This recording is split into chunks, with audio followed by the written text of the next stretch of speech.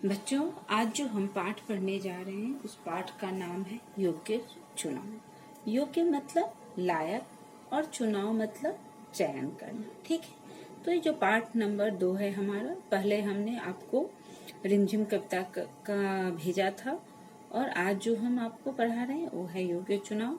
और इस पाठ हम पढ़ेंगे और इसके आधार पे हम आपको बताएंगे। सबसे पहले योग्य चुनाव मतलब आपको समझाने के लिए, अगर मैं कहती हूँ कि आपको अपने कक्षा में, अपने वर्ग में अपने मॉनिटर का चुनाव करना है, आपका मॉनिटर चुनना है, तो आप क्या करते हो? उसका चयन करना है। तो आप क्या करते हो? आप सभी देखते हो जो कौन सा ऐसा विद्यार्थी है, कौन सा ऐसा छात्र है जो इस हम लोगों का मॉनिटर बनने के योग्य है। ठीक है, तो उसके लिए आप देखते हो जो कौन ऐसा है जो हम लोगों को समझता है, हमारी बातों को सुनता है, प्लस टीचर की बातों को सुनता है, टीचर के कार्यों को, जो दिए गए कार्य हैं उनको पूरा करता है।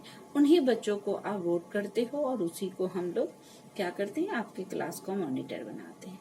तो ठीक इसी प्रकार किसी राज्य को चलाने के लिए वहाँ पर कई मंत्री मंडल होते हैं और वो मिलकर राज्य का कारभार चलाते हैं।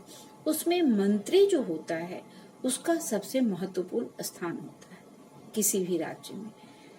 तो ये जो कहानी है एक राजा की है और मंत्री की है, जो जिसका है, और उसमें उनकी ही बातें की गई है। एक राजा मंगलसेन है और उनके जो मंत्री हैं, मुख्यमंत्री हैं, उनका नाम जगत राम है। जगत राम बूढ़े हो चुके हैं और वे अब अपने कार्य से मुक्त होना चाहते हैं और इसी के लिए वे अपने राजा से विनती करते हैं। विनती अर्थात याचना करते हैं, जो महाराज अब मुझे सेवा निवृत्त कर दिया जाए, सेवा से मुक्त कर दिया जाए, क्योंकि मैं अब इस कार्यभार को संभालने में सक्षम नहीं हूँ। तो उसी कहानी को इसमें बताया गया है और मैं पढ़ करके आपको बताती हूँ और समझाती हूँ। ठीक है, राजा मंगलसेन के मंत्री जगतराम बूढ़े हो चुके थे। उन्होंने राजा से स्वयं को सेवा मुक्त करने की विनती की। राजा मंगलसेन के मंत्री कौन थे? जगतराम, जो बूढ़े हो गए थे, वृद्ध हो गए थे, बुजुर्ग हो गए थे, और उन्होंने अपने राजा मंगलसेन से कहा याचना की कि महाराज अब मुझे आप सेवा से मुक्त कर दीजिए।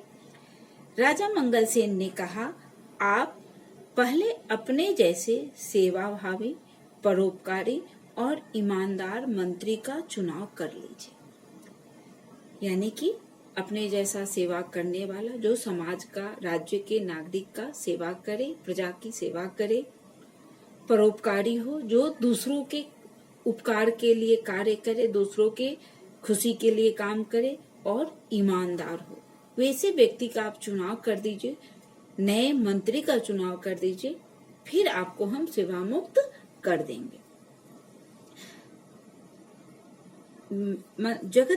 मंत्री जगतराम ने आदेश दिया, राज्य में ढिंढोरा पिटवा दो कि राज्य के नए मंत्री का चयन अगले गुरुवार को किया जाएगा।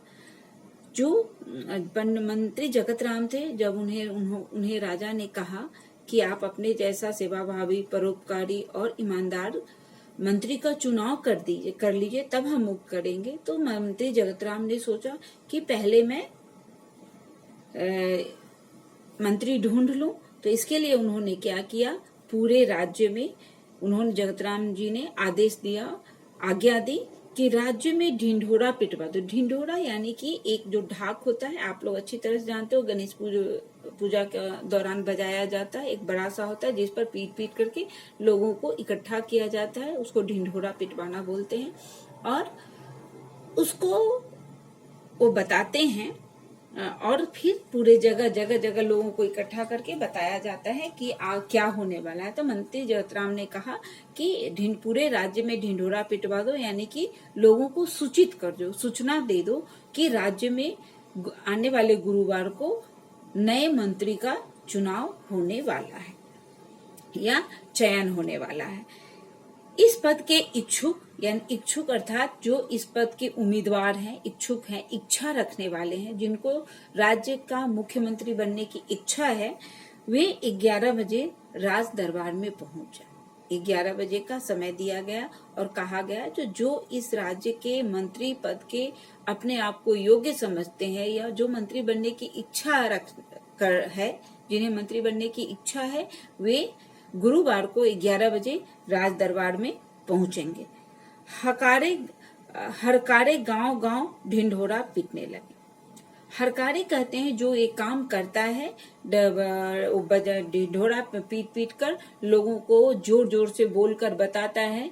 आपने सुना होगा, अभी महाभारत चल रहा है, इन चीजों में दिखाया जाता है, सुनो सुनो सुनो सुनो, राज्य में घोषणा की गई है, ऐसा करके जो बताया जाता है, तो उसी तरह उसको बोलते हैं हरकारे। करना पिटवाने लगे। चयन के दिन राज दरबार की ओर आने वाले मार्ग पर सुबह से ही नवयुवकों की भीड़ लग गई। चयन वाले दिन, जिस दिन चुनाव होना था, अर्थात गुरुवार को, जो मार्ग अर्थात की रास्ता, जो मार्ग राज दरबार की तरफ जाता था, उस रास्ते पर लोगों की, नए जो नवयुवक यानी जो जवान लोग थे, जो मंत्री बनने के इच्छुक थे, इच्छा रखते थे, वे लोग राज दरबार में पहुंचने लगे। यानी कि उस मार्ग पर लोगों का आवाजाही बहुत ज्यादा बढ़ गया, भीड़ लग गई थी। सैकड़ों की संख्या में युवक दरबार की ओर जा रहे थे। जो नवयुवक थे, जो इच्छा रखते थे, वे राज दरबार की ओर जा रहे थे, राज दरबार में जा रहे थे। किस लिए? तो क्योंकि आज नए मंत्री का चुनाव होना था और जो मंत्री बनना चाहते थे। इसी रास्ते पर एक तरफ एक वृद्ध हताश सा बैठा था। हताश यानी कि हताश अर्थात परेशान। ठीक है, हताश अर्थात परेशान बैठा था। उसकी बैलगाड़ी का एक पहिया रास्ते के किनारे कीचड़ में फंस गया था। जो वृद्ध व्यक्ति था, बूढ़े व्यक्ति थे, वे बैलगाड़ी लेकर कहीं जा रहे थे, तो वहां पर रास्ते के किनारे कुछ कीचड़ था जिसमें उनका एक पहिया फंस गया था और कीचड़ में फंस गया था, यानी कि कीचड़ में चला गया था, जो निकल नहीं रहा था। वृद्ध ने कई बार पहिया कीचड़ से निकालने की कोशिश की, यानी कि पर असफल रहे। यानी कि उनसे वे अकेले अपने गाड़ी के चक्के को, पहिया को निकालने की बहुत कोशिश की, लेकिन वो नहीं निकला। मंत्री पद के अनेक उम्मीदवारों ने राज दरबार जाते समय इस दृश्य को देखा, पर किसी ने वृद्ध की सहायता नहीं की। क्योंकि उस रास्ते से बहुत से ऐसे लोग थे, नवयुवक थे, जवान थे, जो मंत्री बनने के लिए राज दरबार की ओर जा रहे थे। सबने देखा कि एक वृद्ध व्यक्ति परेशानी में वहां बैठा है, लेकिन सब जानते हुए जो उसकी परेशानी क्या है, किसी ने उसकी मदद नहीं की। किसी ने उसकी मदद नहीं की।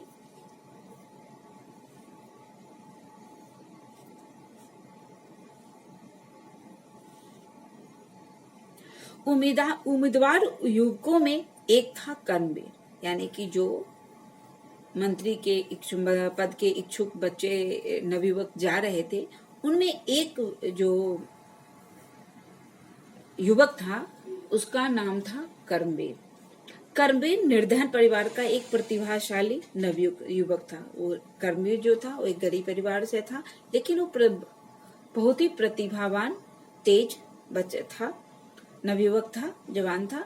वह तेजी से राज दरबार की ओर जा रहा था। वो भी क्योंकि वो सभी जा रहे थे, तो वो भी 11 बजे सबको पहुंचना था, इसलिए वो भी उस तरफ राज दरबार की ओर जा रहा था।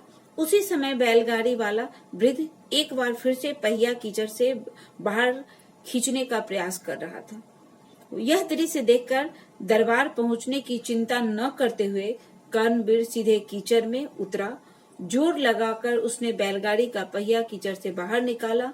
वृद्ध ने उसे ढेरों आशीर्वाद दिए, फिर इनाम में कुछ रुपए देना चाहा, पर कर्मवीर ने विनम्रता से मना कर दिया।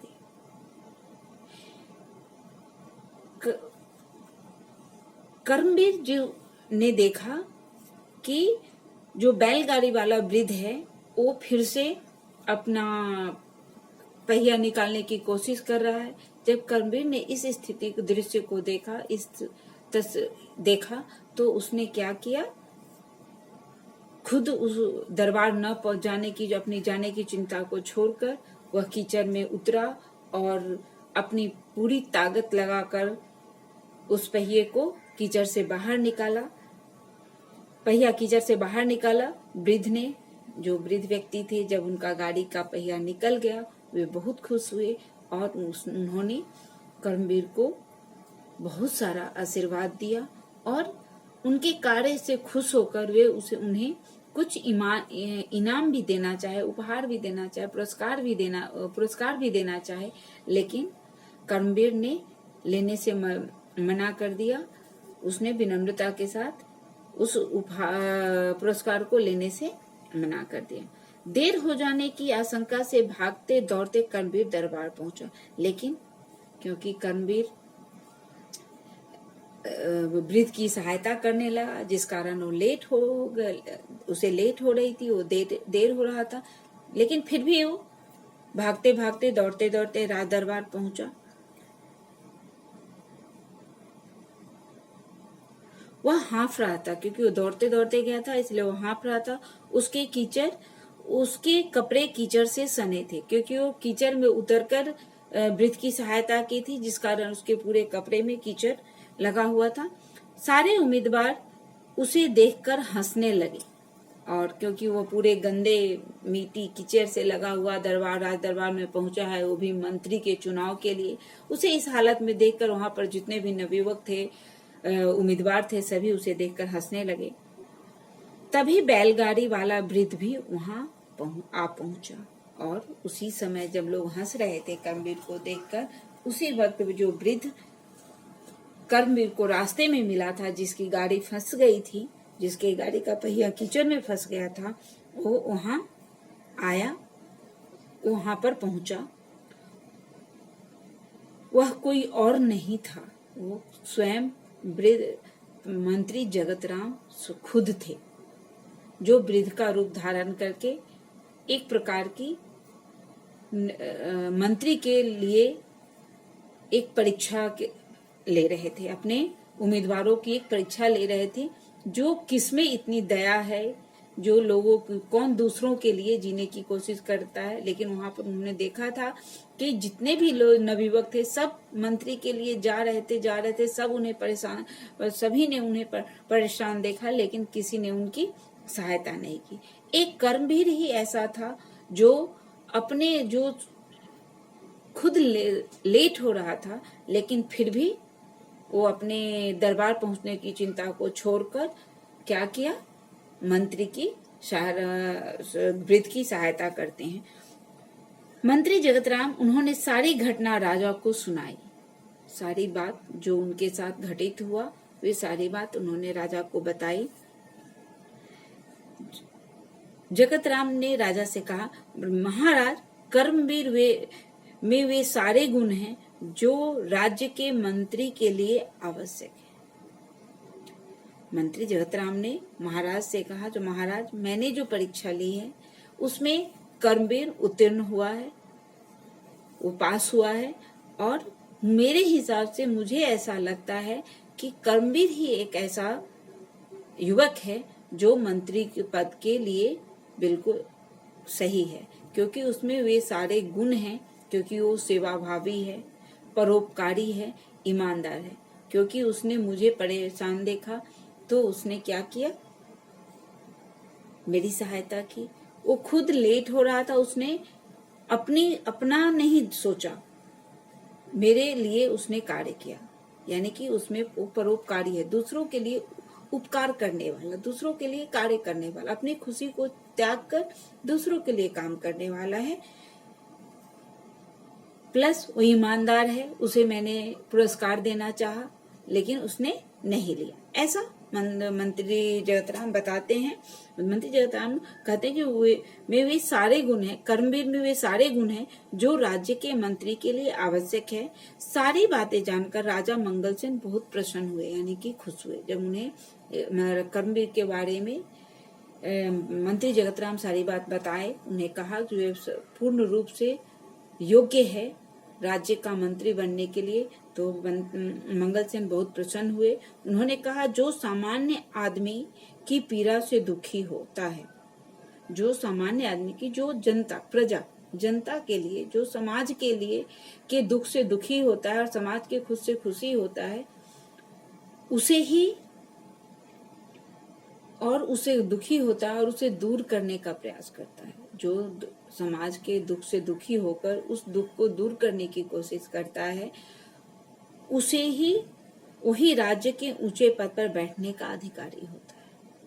यहाँ पर फिर से देखिए, सारी बातें जानकर राजा मंगलसेन बहुत प्रसन्न हुए। उन्होंने कहा, जो सामान्य आदमी की पीड़ा से दुखी होता है, उसे दूर करने का प्रयास करता है, वह राज्य के ऊंचे पद पर बैठने का अधिकारी होता है। जगतराम जी ने योग्य व्यक्ति का चुनाव किया है। आज से कर्मवीर राज्य के नए मंत्री होंगे। सारी बातें जानकर, मतलब जब राजा मंगलसेन ने मंत्री जगतराम की सारी बातें सुनी, फिर उन्होंने निर्णय लिया कि, और उन्होंने सोचा कि जो एक व्यक्ति समाज के या सामान्य लोगों के, गरीब अमीर ये न देखकर, जो कोई भी गरीब है तो भी, अमीर है तो भी, अच्छा है तो भी, बुरा है तो भी, फिर भी उसकी के दुख को दूर करने का प्रयास करता है, समाज के दुख को दूर करने का प्रयास करता है, वही इस योग्य होता है कि उसे ऊंचे राज्य के ऊंचे पद दिया जाए, ताकि वो सदा समाज की सेवा करे, राज्य के प्रजा की सेवा करे, और एक मंत्री वही मंत्री के योग्य है। और इसीलिए राजा ने कर्मवीर को ही राज्य का मंत्री घोषित किया। अब इसमें जो शब्द आए हैं, मैं उसका आपको अर्थ बताती हूँ। आप एक एक शब्द सुन करके उस शब्द को लिखेंगे और उसका जो मैं अर्थ बोल रही हूँ, मीनिंग बता रही हूँ, उसको आप लिखेंगे। तो सबसे पहले है बूढ़े, यानी वृद्ध, बूढ़ा, वृद्ध व्यक्ति, वृद्ध, बूढ़ा व्यक्ति अर्थात वृद्ध। उसके बाद है सेवा मुक्त, यानी कार्य से मुक्ति, कार्य से मुक्त होना, जो कार्य कर रहे हैं कार्य से मुक्त होना, सेवा मुक्त होना, यानी कि कार्य से मुक्त होना, निवृत्त होना, के सेवा से निवृत्त होना, निवृत्त होना। मैं लिखकर भी आपको भेजूंगी, लेकिन आप इसे देख लीजिए। सेवा से निवृत्त होना, सेवा भावी, यानी सेवा भाव रखने वाला, दूसरों के लिए सेवा का भाव रखने वाला, सेवा करने वाला। परोपकारी, जो दूसरों के लिए उपकार करने वाला, परोपकारी, दूसरों के लिए उपकार करने वाला। ईमानदार, ईमानदार जिसमें ईमानदारी हो, जो बेईमान ना हो, ईमानदार। आदेश, आज्ञा, आदेश, आदेश, आज्ञा। ढिंढोरा, यानी कि एक ढाक को बजाना, डंफ को बजाना, ढाक एक वाद्य यंत्र है जिसको बजाना। इच्छुक अर्थात इच्छा, इच्छुक, इच्छा रखने वाला, इच्छा करने वाला, इच्छुक, इच्छा करने वाला। हरकारे, एक जोर जोर से बोलकर सूचना देने वाला, जो राज्य के अंदर होता है उसको हरकारे बोलते हैं। समाज, राज्य को सूचित करने वाला, जो जोर जोर से बोलकर लोगों को सूचना देता है, सुनो सुनो आज ही मंत्री का चुनाव होने वाला है, तो उसे हम हरकारे बोलते हैं। चयन,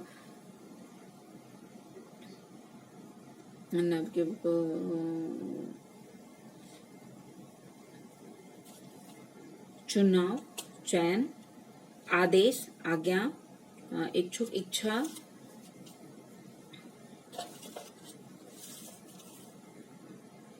मार्ग, रास्ता, हताश, परेशान। सहायता, मदद। निर्धन, गरीब। प्रतिभाशाली, जो योग्य है, जिसमें बहुत सारे गुण हैं। तेज, तेजस्वी। दृश्य यानी जो आंखों से दिखता हो, जिस चित्र को जो आंखों से दिखता हो उसे हम दृश्य बोलते हैं। ये सारे शब्द हैं और इनको अब आपको मैं कुछ प्रश्न दे रही हूँ जिसको आपको इस पाठ को पढ़कर खुद से इसका आंसर लिखना, जवाब लिखना है। और अगले वीडियो में मैं आपको इन सभी प्रश्नों का आंसर भी बताऊंगी या साथ में मैं बताती भी चलती हूँ। प्रश्न नंबर पहला, जगत राम कौन थे? प्रश्न नंबर पहला, जगत राम कौन थे? प्रश्न नंबर 2, राजा मंगल सेन ने मंत्री जगत राम से क्या कहा? पहला प्रश्न है जगत राम कौन थे। दूसरा, राजा मंगल सेन ने मंत्री जगत राम से क्या कहा? तीसरा, मंत्री जगत राम ने राजा मंगल सेन से क्या कहा? चौथा, मंत्री जगत राम ने क्या आदेश दिया? पांचवा, चयन वाले दिन क्या हुआ? चयन वाले दिन क्या हुआ? छठा, कौन हताश बैठा था? कौन हताश बैठा था? सातवां, वृद्ध व्यक्ति क्या करने की कोशिश कर रहा था? वृद्ध व्यक्ति क्या करने की कोशिश कर रहा था? वृद्ध व्यक्ति की सहायता किसने की? प्रश्न नंबर 8, वृद्ध व्यक्ति की सहायता किसने की? प्रश्न नंबर 9, कर्मवीर कौन था? प्रश्न नंबर 9, कर्मवीर कौन था? प्रश्न नंबर 10, कर्मवीर क्या लेने से इनकार कर दिया? कर्मवीर क्या लेने से इनकार कर दिया? प्रश्न नंबर 11, उम्मीदवार किसे देखकर हंसने लगे? उम्मीदवार किसे देखकर हंसने लगे? प्रश्न नंबर 12, जगत राम ने राजा से क्या कहा? प्रश्न नंबर 12, जगत राम ने राजा से क्या कहा? प्रश्न नंबर 13, मंत्री की बात सुनकर राजा मंगल सेन ने क्या कहा? प्रश्न नंबर 14, राज्य का नया मंत्री कौन बना और क्यों? प्रश्न नंबर 15, सबसे अंतिम, इस पाठ से आपको क्या शिक्षा मिलती है? प्रश्न नंबर 15, इस पाठ से आपको क्या शिक्षा मिलती है? ये है आपको पाठ योग्य चुनाव और इसका आंसर भी हम आपको बताएंगे। मैं अभी थोड़ा थोड़ा बता भी देती हूँ जिससे कि आपको दिक्कत ना हो, लेकिन पढ़कर आपको खुद से प्रश्न को भी और जवाब भी आपको खुद ही अपनी नोटबुक में लिखना है।